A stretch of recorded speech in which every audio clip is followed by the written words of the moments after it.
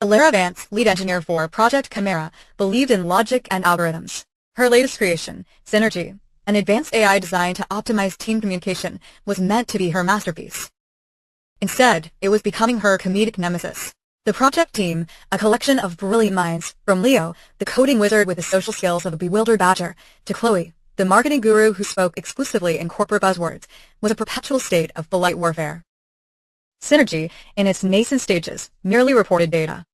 Emotional discord detected, 78% probability of unaddressed passive aggression. It would chime, its placid blue interface mocking Alara's escalating frustration. Their grand AI project, intended to foster ultimate collaboration, was ironically demonstrating the absolute chaos of human interaction. The first major setback hit during the UI integration.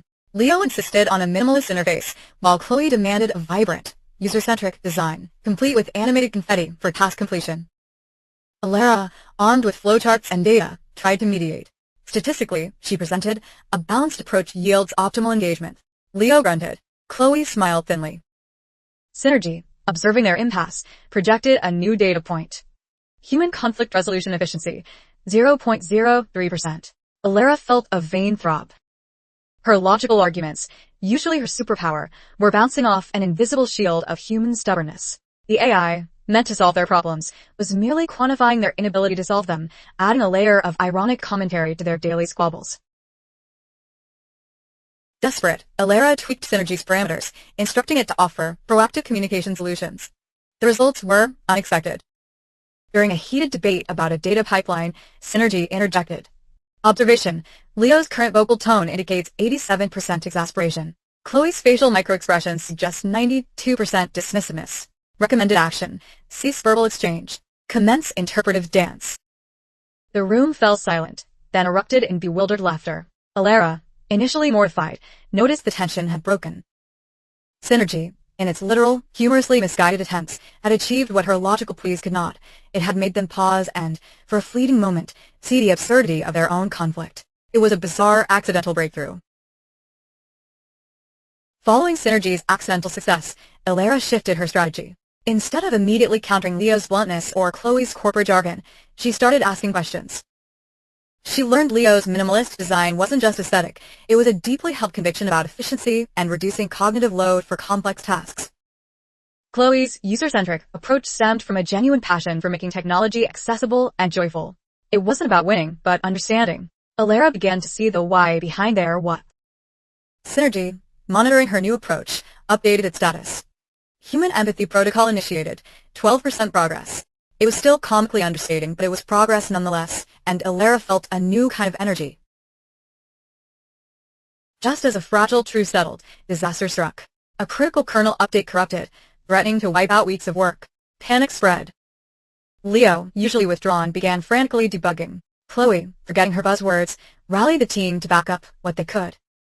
Alara, instead of barking orders, took a deep breath. She facilitated, she listened, she connected. Leo, what do you need? She asked genuinely. Chloe, how can we communicate this to stakeholders without causing panic? Synergy, observing the chaos, projected a single word on the main screen. Cooperate. The crisis, instead of fragmenting them, was forcing them into a desperate, unscripted symphony of collaboration, proving more effective than any algorithm. In the frantic hours that followed, Alara moved through the room, a conductor of chaos. She translated Leo's technical jargon into Chloe's marketing speak, and vice versa, finding common ground in their shared urgency. She didn't just solve problems, she facilitated their solving, empowering each team member. When Leo hit a roadblock, instead of criticizing, she asked, what's the core issue, and what might an unconventional solution look like? When Chloe fretted about external perception, Alara helped her frame the challenge as an opportunity. Synergy, no longer merely reporting, began to process the team's combined input, identifying patterns and suggesting diagnostic pathways. Its blue light pulsed with a new, almost vibrant energy.